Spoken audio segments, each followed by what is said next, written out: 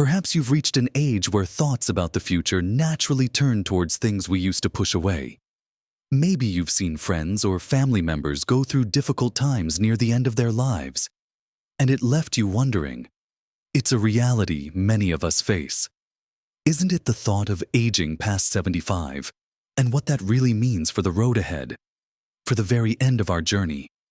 It can feel like stepping into the unknown, a territory shrouded in silence and unspoken fears. We spend so much time planning for retirement, for our later years. But how much time do we really spend understanding the very end of that journey? What are the things people don't often talk about? The realities that become clearer the further along you get. There are things about the final chapter, especially for those living past 75, that aren't always discussed openly. They're not secrets in a hidden vault, but rather truths that become apparent through experience. Truths that understanding can actually make the path ahead less daunting, perhaps even more peaceful. Knowing these can empower you, help you prepare, and even help you support others. In this video, we're going to gently explore 5 of these often unspoken truths about death after 75. We'll look at what they are and why understanding them is so important for everyone. Watch to the end for something that will surprise you. Let's gently begin with the first of these often unspoken truths. Something that becomes increasingly apparent as we navigate life past 75. The first truth is that the process of dying isn't usually a sudden event. Especially in older age, it's often a gradual winding down, a journey rather than an arrival. We tend to think of death as an instant, a moment when life stops. And sometimes, of course, it is. But for many people who live into their late 70s, 80s, and beyond, the body often begins a slow, almost imperceptible decline long before the final days or weeks. It's not a dramatic collapse, but more like a gentle turning down of the volume on various systems. Energy levels decrease significantly, not just the "I feel a bit tired" kind of decrease, but a fundamental reduction in physical and mental stamina. Everyday tasks that were once easy become challenging, then difficult, and eventually, maybe impossible without help. Appetite often diminishes. Sleep patterns change, sometimes becoming fragmented, sometimes involving more sleeping overall. The body becomes more fragile, more susceptible to illness, and recovery from even minor ailments takes much longer and is less complete. This gradual decline isn't a failure. It's a natural part of the aging process. The body nearing the end of its remarkable run. Understanding this truth is crucial because it shifts our perspective. It means the focus often isn't on fighting death in the final moments, but rather on managing comfort and quality of life during the long winding down period that precedes it. It allows for a different kind of preparation, preparing for increased dependence, for needing more support, for adapting one's living situation. It means having conversations not just about if something happens, but about as things change gradually over time. For example, a person might notice they can no longer manage stairs easily, or they tire quickly when walking even short distances. This isn't necessarily a sign of imminent death, but a signal that the body's capacity is decreasing. It's a chance to think about modifying the home, considering in-home support, or exploring different living arrangements sooner rather than later.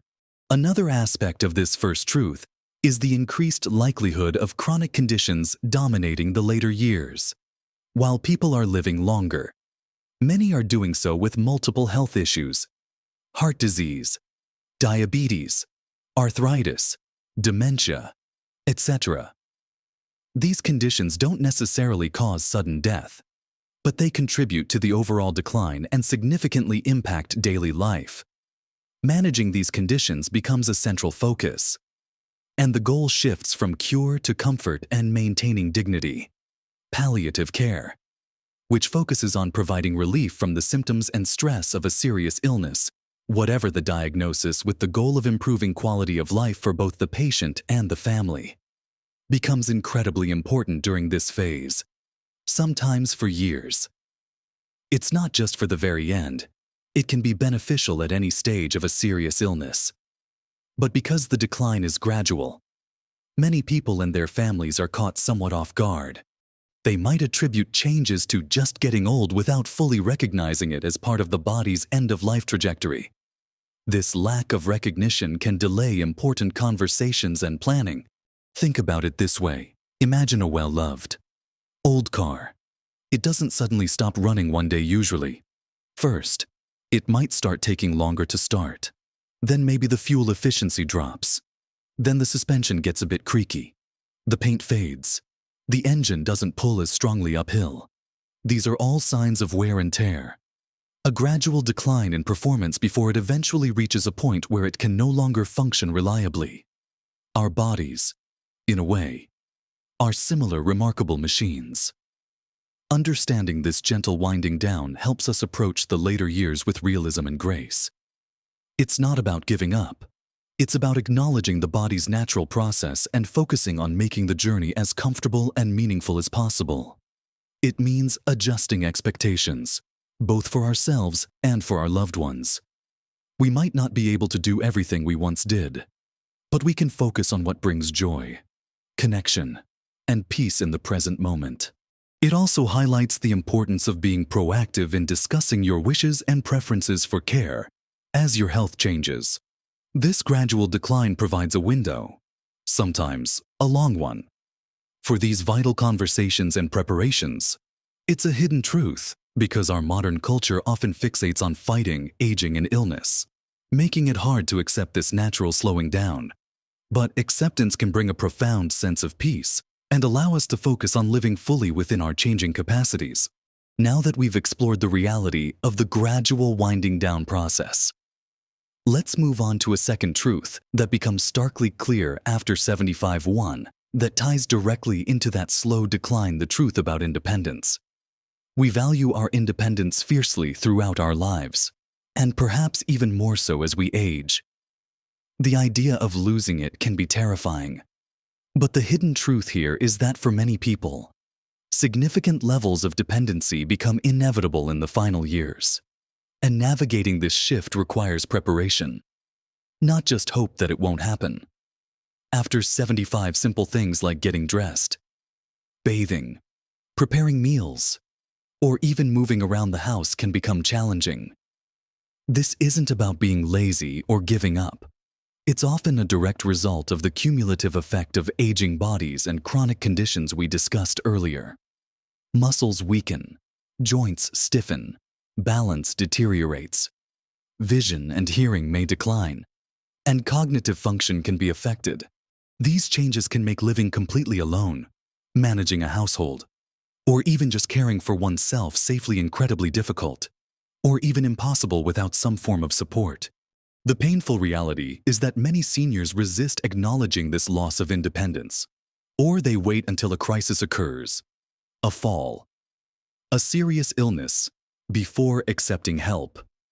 This resistance, while understandable given how much we cherish our autonomy, can actually make the transition harder and less safe. It can also place immense strain on family members who step in to help, often without being prepared themselves. The truth is that needing help with personal care, household tasks, or transportation isn't a sign of failure. It's a natural consequence of living a long life. Accepting this fact early allows for proactive planning. It opens up conversations about different levels of support, from in-home care for a few hours a week, to daily assistance, to eventually needing more comprehensive care in an assisted living facility or nursing home. It allows individuals to have a say in how and where they receive support, rather than having decisions made for them during a crisis. Consider the emotional aspect of this. Losing the ability to do things for yourself can be incredibly difficult psychologically. It can lead to feelings of frustration, sadness, and a loss of identity. Recognizing that this shift is a common and expected part of the journey after 75 can help normalize these feelings and encourage people to seek emotional support as well. It's not just about practical help. It's about adjusting mentally and emotionally to a new way of living. For families, understanding this truth means being prepared to step in and offer support. but also knowing when and how to seek professional help. It means having open and honest conversations about capabilities and limitations, even when they are uncomfortable. It means exploring options for modifying the home to make it safer and more accessible, considering assistive devices, and researching local resources for senior support. Real-life examples highlight this truth constantly. You hear stories of an elderly parent who has a fall because they were trying to manage stairs alone, or who isn't eating properly because cooking has become too difficult. These aren't isolated incidents. They are common outcomes when the need for increased support isn't acknowledged and planned for. Proactive steps can include having a safety assessment of the home, discussing potential future needs with family members, exploring long-term care insurance options, and researching local senior services. It's about building a support system before it's urgently needed. This hidden truth about inevitable dependency isn't meant to be a source of dread, but rather a call to action for thoughtful preparation. Accepting that you might need help down the line is not about giving up control. It's about taking control of how that help is provided and ensuring your safety. Comfort and dignity are maintained as you navigate the later stages of life. It shifts the focus from fearing dependence to planning for supported living, which can be a powerful act of self-care and foresight. Moving forward, let's delve into a third hidden truth about death after 75. One that might seem counterintuitive at first glance, the truth about connection and isolation. We often focus on the physical aspects of aging, but the social and emotional landscape changes profoundly in later life. And these changes have a significant impact on our well-being and how we experience the end of life. The painful reality is that despite living longer, many people after 75 experience increasing social isolation and loneliness. This isn't just about living alone. It's about a reduction in meaningful social connections. Friends and family members may pass away, move away, or experience their own health challenges that limit their ability to connect. Mobility issues can make it difficult to get out and socialize. Hearing or vision loss can make communication harder. Even changes in cognitive function can impact the ability to maintain relationships. The hidden truth is that while physical health declines, maintaining strong social connections becomes even more crucial for quality of life and emotional well-being in the final years. Isolation and loneliness aren't just unpleasant. They can have serious health consequences, contributing to depression, anxiety, cognitive decline, and even increasing the risk of physical health problems. Conversely, staying connected can provide emotional support, a sense of purpose, mental stimulation, and practical assistance. It can make the journey feel less lonely and more meaningful. However, the aging process itself often conspires to make connection harder. It requires deliberate effort and adaptability to maintain social ties as circumstances change. The friends you had in your 50s might not be around in your 80s, and staying connected with younger generations can require bridging generational gaps. This truth highlights the importance of actively nurturing relationships and finding new ways to connect as we age.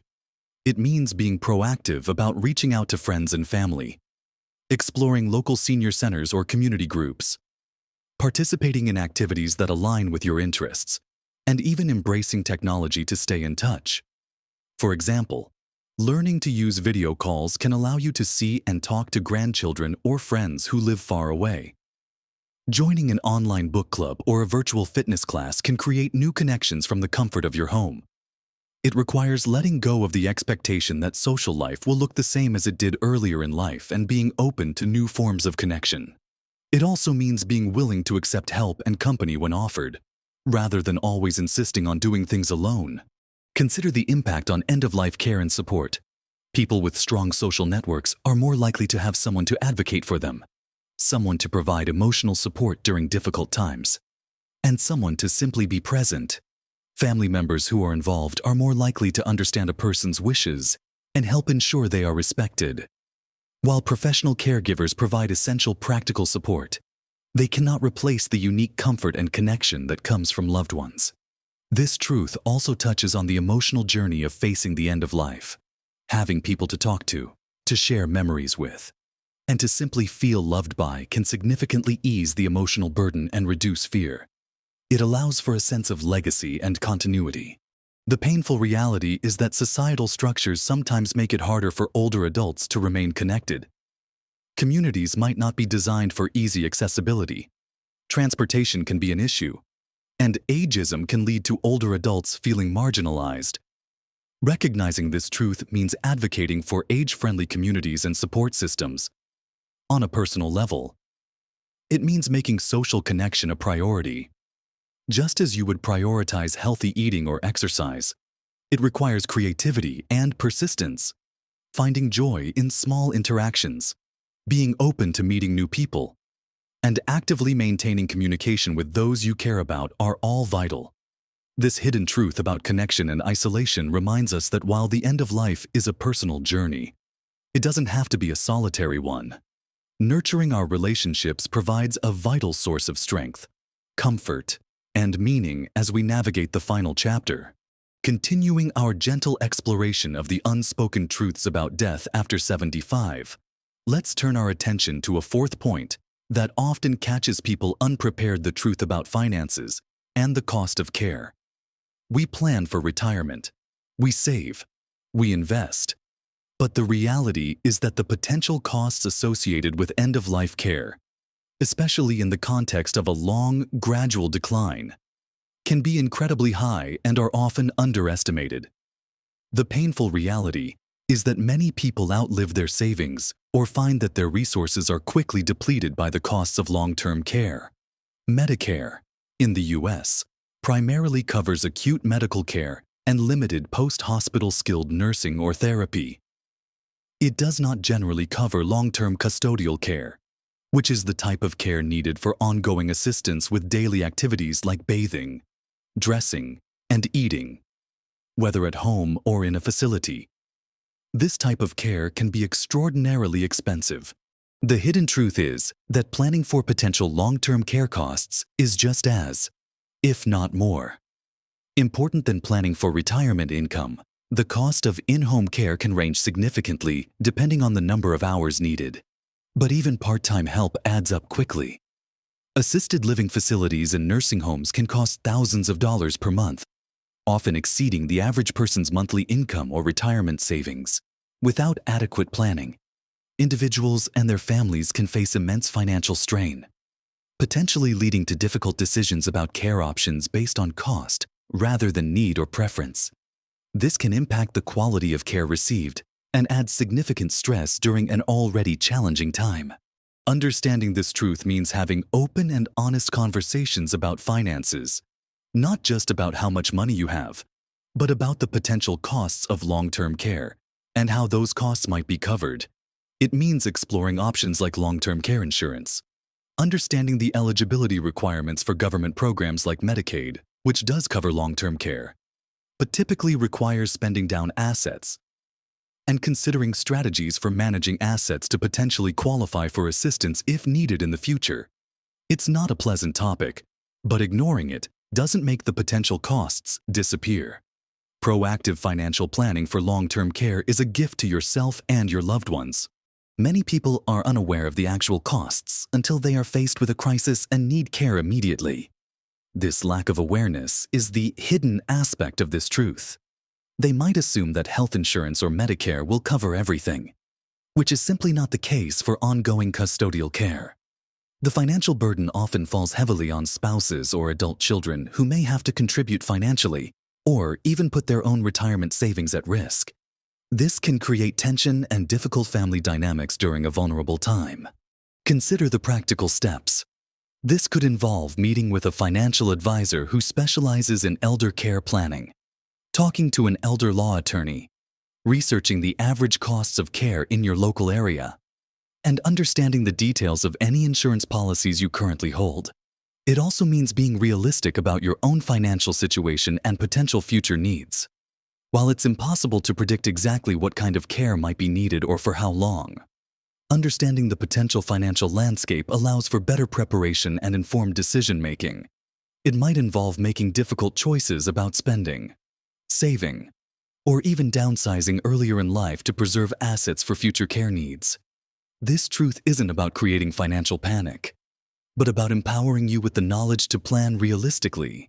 It underscores that while we focus on living well into old age, we also need to plan for the cost of living in old age, particularly the potential need for long-term support. Addressing this truth proactively can alleviate significant stress and ensure that financial concerns don't overshadow the focus on comfort and dignity in the final years. Now, as we approach the final hidden truth, we shift from the practicalities to something more profound and often surprising: the truth about emotional and spiritual priorities at the end of life.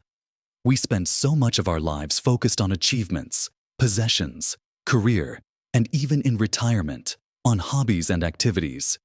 But as people approach the end of their lives, especially after navigating the complexities of aging past 75, their priorities often undergo a fundamental transformation. The painful reality is that society often doesn't prepare us for this shift. We remain driven by external measures of success or productivity, even when those things become less important. The hidden truth is that for many, the end of life becomes less about doing and having, and more about being and connecting. Material possessions, professional accomplishments, and even many pastimes that once seemed all-important often fade in significance. What tends to become paramount are relationships, reconciliation, finding peace, reflecting on life's meaning, and spiritual or existential concerns. People often express a deep desire to connect with loved ones, to mend broken relationships, to share memories, and to ensure their legacy is understood not in terms of wealth or status, but in terms of love, kindness, and the impact they had on others. There is often a growing focus on finding peace with oneself, with one's past, and with the unknown that lies ahead. This can involve seeking forgiveness, offering forgiveness, and letting go of regrets or resentments. Spiritual beliefs, whatever they may be, often become a more central source of comfort and guidance. This truth is hidden because we don't talk about it openly enough. We fear discussing death and dying, and therefore, we don't explore the rich inner landscape that often emerges as life nears its end. Understanding this shift in priorities can profoundly change how we interact with aging loved ones. It means focusing less on keeping them busy or entertained in conventional ways, and more on simply being present, listening, and facilitating connections that are meaningful to them. It means creating opportunities for them to share their stories, express their feelings, and address any unresolved issues. It means respecting their need for reflection and quiet contemplation. Consider the impact on families. Knowing that a loved one's priority is connection or peace can help families focus their energy on what truly matters. Instead of feeling pressured to organize elaborate outings, they might prioritize quiet visits, looking through old photos, or simply holding hands and talking. It encourages conversations about values, beliefs, and what has been most important in their life. It also highlights the importance of tending to our own emotional and spiritual well-being throughout life, so that we approach the end with a greater sense of peace and readiness. This might involve practicing mindfulness, engaging in spiritual or religious practices that resonate with you, reflecting on your values, and cultivating gratitude. The surprising thing I mentioned at the beginning, something you might watch to the end for, is perhaps this very point. We expect the end of life to be defined by physical decline and medical interventions. But the truly defining aspects for many are these deeply human needs for connection, peace, and meaning. It's a powerful reminder that even as the body weakens, the spirit and the capacity for love and connection can remain vibrant. Understanding this hidden truth encourages us to prioritize these things throughout our lives, not just at the end, and to support our loved ones in doing the same. It transforms the final chapter from something solely medical into a profound opportunity for emotional and spiritual completion. So, We've gently uncovered 5 truths that often become clearer as we navigate life past 75 and contemplate the end of our journey, the gradual winding down of the body, the increasing likelihood of needing support and experiencing dependence, the critical importance of maintaining connections despite the forces that push towards isolation, the significant and often underestimated financial realities of long-term care, and finally, the profound shift in priorities towards emotional and spiritual well-being. These aren't easy things to talk about, are they? They touch on our deepest fears about loss of control, loss of self, and the unknown. But facing them, bringing them out into the light, actually gives us power. Remember, these truths aren't meant to scare you. Quite the opposite. Understanding them is the first step towards preparation. And preparation is the key to navigating the later years with greater peace of mind, dignity, and control over your own journey. Knowing about the gradual decline allows you to adjust your expectations and focus on adapting. Recognizing the likelihood of needing help empowers you to plan for support on your own terms. Understanding the risk of isolation encourages you to actively nurture your relationships. Being aware of the financial realities prompts you to plan ahead, alleviating potential burdens on your family. And embracing the shift towards emotional and spiritual priorities allows you to focus on what truly matters in your final chapter. Small conversations can make a big difference. Talking to your family about your wishes for care, discussing your financial concerns with an advisor, reaching out to a friend you haven't spoken to in a while, or simply taking time for quiet reflection each day. These are the small, actionable steps that stem from understanding these truths. It's about living intentionally, even as life changes. It's about ensuring that the end of your life is lived as fully and meaningfully as possible, according to your own values and preferences. Your experiences and thoughts on these topics are so valuable. Have you seen these truths play out in your own life or with loved ones? What steps are you taking to prepare for the future? Please share your insights in the comments below. Your perspective could be incredibly helpful and comforting to others who are navigating similar thoughts and feelings. If you found this conversation helpful, or if it sparked some important reflections, please give this video a thumbs up. It helps us know that this kind of content resonates with you. And if you'd like to continue exploring topics that are relevant and empowering for those of us in our later years, subscribe to the channel.